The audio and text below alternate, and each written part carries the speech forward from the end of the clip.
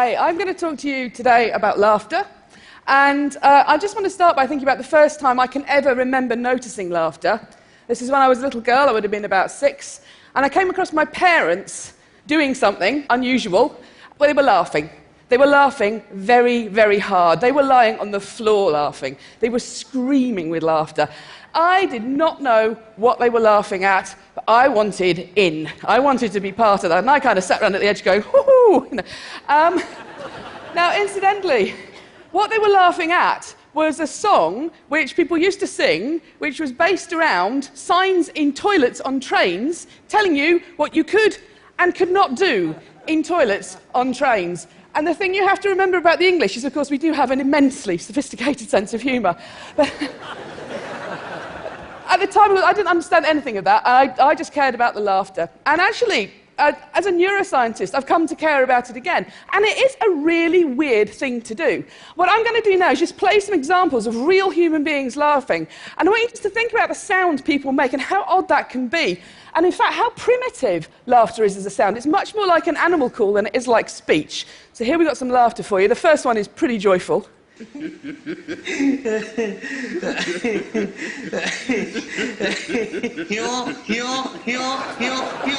off.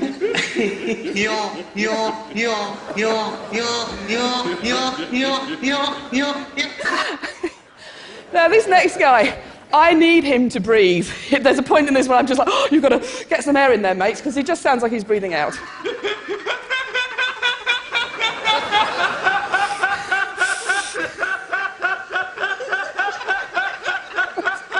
This hasn't been edited, this is him.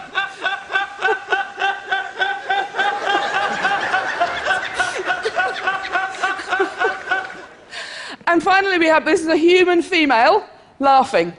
And laughter can take us to some pretty odd places in terms of making noises.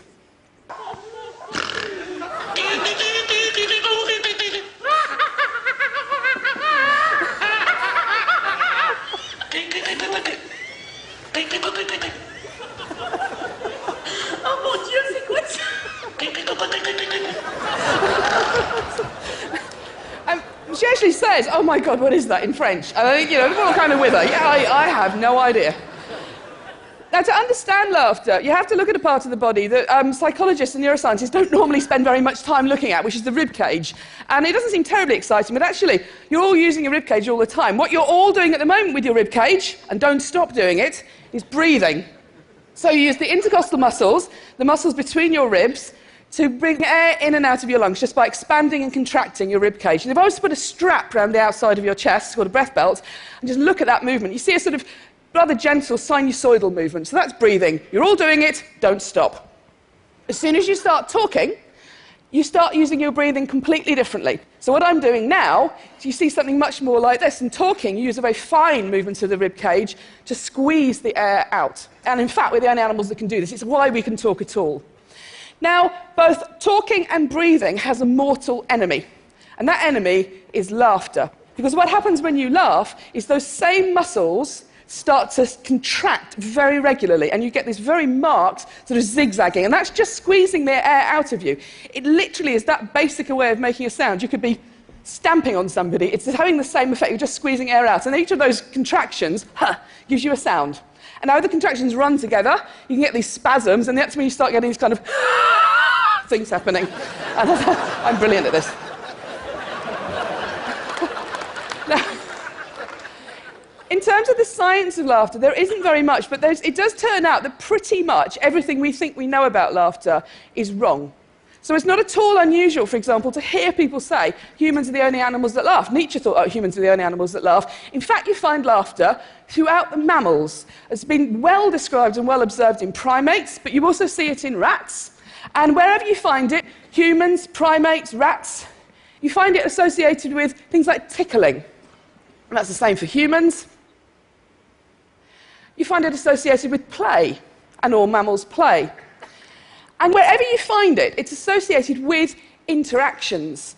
So Robert Provine, who's done a lot of work on this, has pointed out that you are 30 times more likely to laugh if you are with somebody else than if you're on your own. And where you find most laughter is in social interactions like conversation. So if you ask human beings, when do you laugh? They'll talk about comedy, and they'll talk about humour, and they'll talk about jokes. If you look at when they laugh, they're laughing with their friends.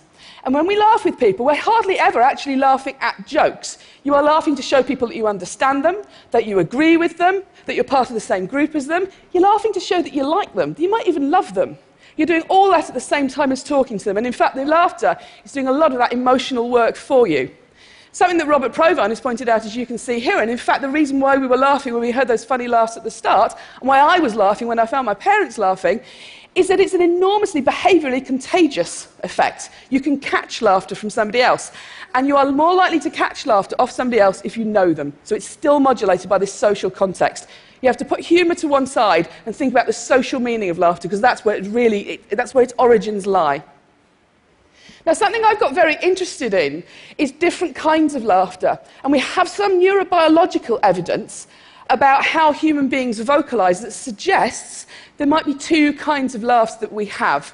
So it seems possible that the neurobiology for helpless, involuntary laughter, like my parents lying on the floor screaming about a silly song, might have a different basis to it than some of that more polite social laughter that you encounter, which isn't horrible laughter, but it's somebody's behaviour somebody is doing as part of their communicative act to you, part of their interaction with you. They are sort of choosing to do this.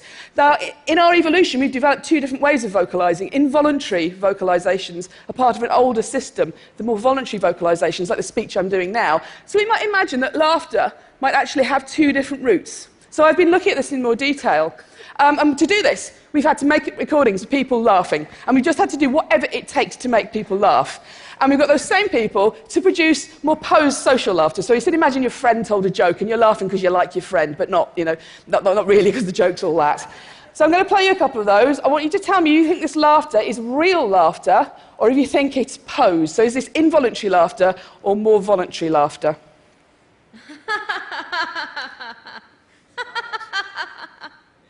What does that sound like to you? Posed?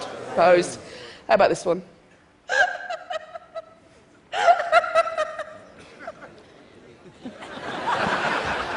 I'm the best. Not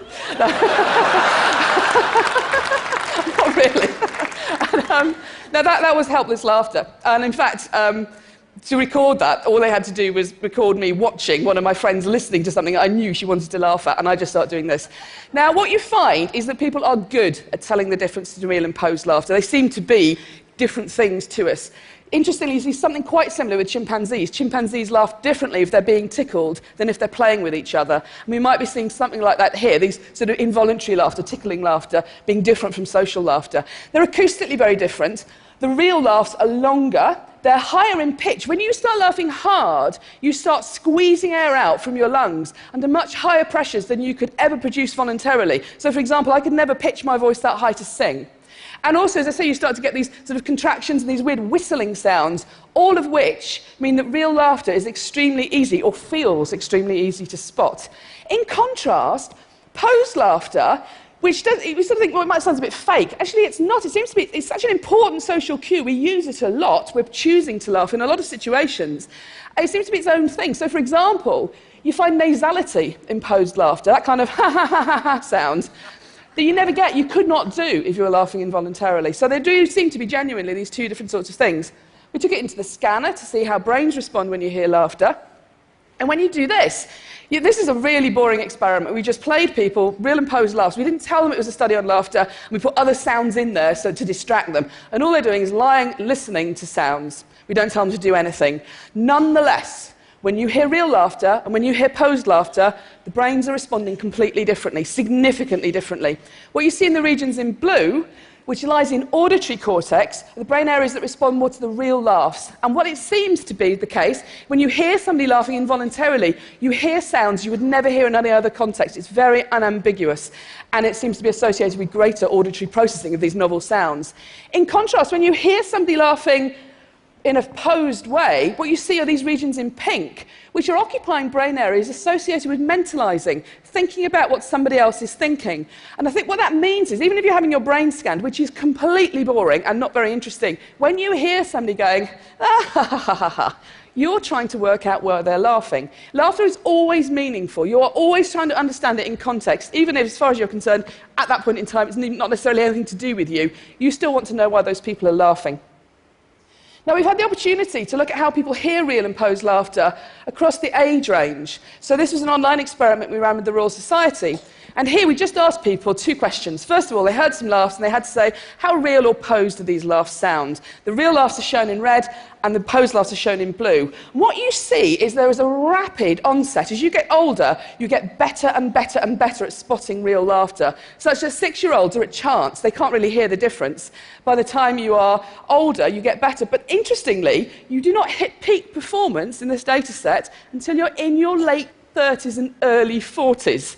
You don't understand laughter fully by the time you hit puberty. You don't understand laughter fully by the time your brain is matured at the end of your teens. You're learning about laughter throughout your entire early adult life.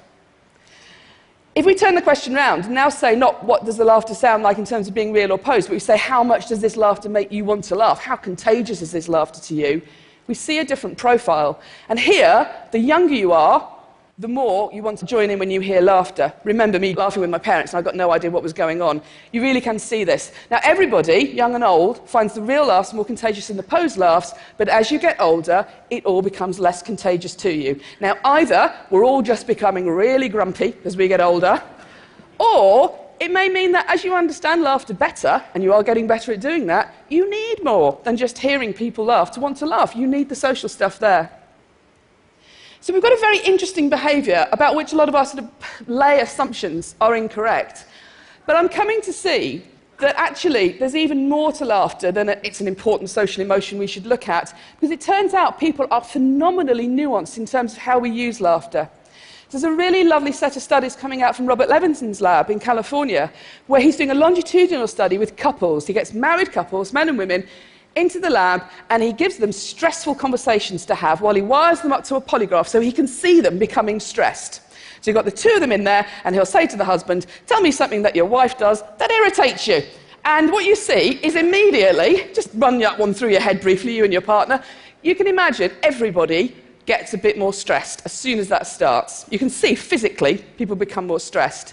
What he finds is that the couples who manage that feeling of stress with laughter, positive emotions like laughter, not only immediately become less stressed, they can see them physically feeling better, they're dealing with this unpleasant situation better together, they are also the couples that report higher levels of satisfaction in their relationship and they stay together for longer.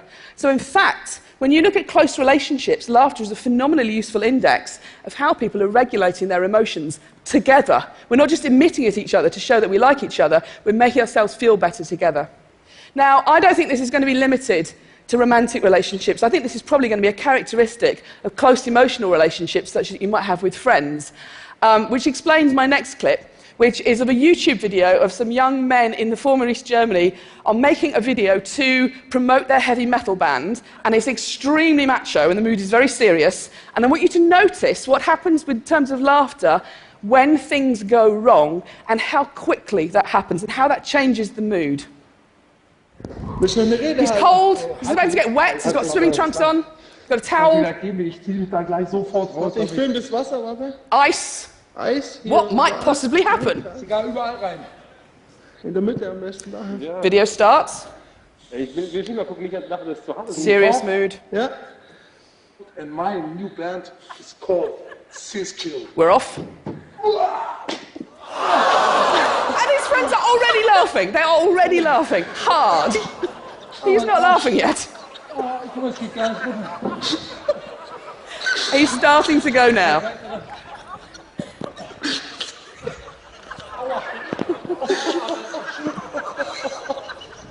And now they're all off.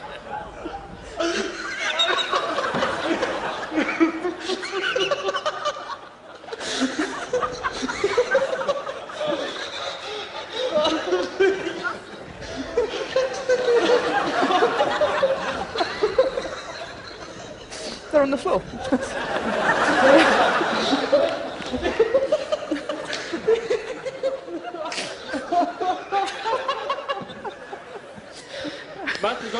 The thing I really like about that is it's all very kind of serious until he jumps onto the ice, and as soon as he doesn't go through the ice, but also there isn't blood and bone everywhere, his friends start laughing.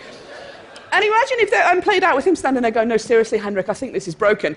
And we wouldn't enjoy watching that. That would be stressful. Or if he was running around with a visibly broken leg laughing and his friends all going, Henrik, I think we need to go to the hospital now.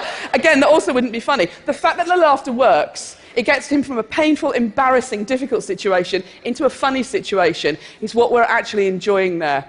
And I think that's a really interesting use, and it's actually happening all the time. So, for example, I can remember now something very much like this happening at my father's funeral. We weren't jumping around on the ice in our underpants. We're not Canadian. But,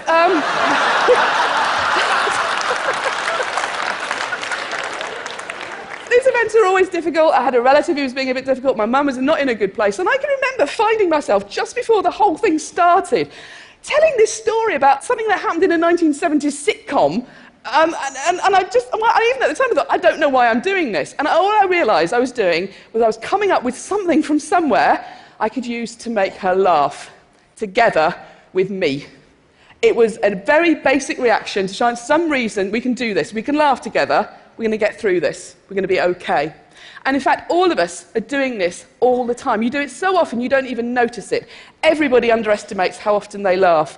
And you're doing something, when you laugh with people, that's actually letting you access a really ancient, evolutionary system that mammals have evolved to make and maintain social bonds, and clearly to regulate emotions, to make ourselves feel better. It's not something specific to humans. It's a really ancient behaviour which really helps us regulate how we feel and makes us feel better. In other words, when it comes to laughter, you and me, baby, ain't nothing but mammals. Thank you.